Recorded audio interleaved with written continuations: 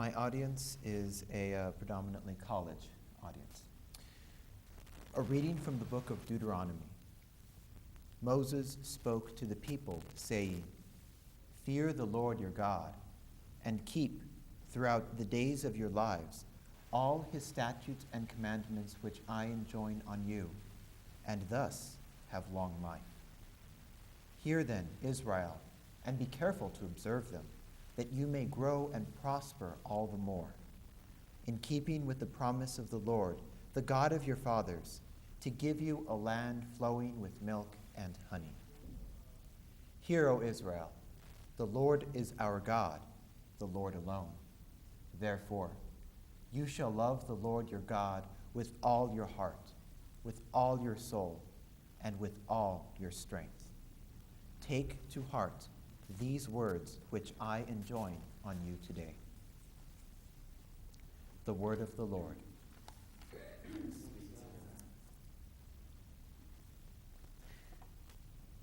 Did this reading strike you as slightly discomforting? Did it seem possibly a little offensive or maybe even repugnant to some people here? Fear the Lord your God. Keep every single day of your life all of his commandments and statutes, carefully observing them. The Lord alone is our God. Love the Lord your God with all your heart, with all your soul, and with all your strength. These words are absolute. They're complete. They're total. They seem to allow no room for any sort of wiggling out of these commands. And so, God appears to be somewhat of a tyrant, right? He appears to be making unreasonable commands from on high, expecting unquestioning obedience from us. So as we hear this reading from Deuteronomy, we ask ourselves, why should we fear God and follow his commands? What about other things that I love? What about other people that I love? There seems to be a tension between loving God, as Deuteronomy tells us, and loving our neighbor, loving other things in this world. It's true, if these claims were being made by a political leader, by a country, by a charismatic leader, or an ideology, they would be tyrannical. But these claims are being made by God, and God is not like anyone or anything that we know. God is himself unique. He is alone, as the writer says. He is not like anything else in this world. It's not as though we have the chair, the sky, the sun, and then God. God is not something alongside everything else. He made everything. What is that strange passage when Moses meets God in the burning bush? God sends him to his people, and Moses rightly asks, "Well, when I go to your people, what do I tell them your name is? You know, who sent me?" And God's cryptic response, "I am that I am." God is a creator. God created everything. So this causes us to ask, if God made everything, then what do we have to give him?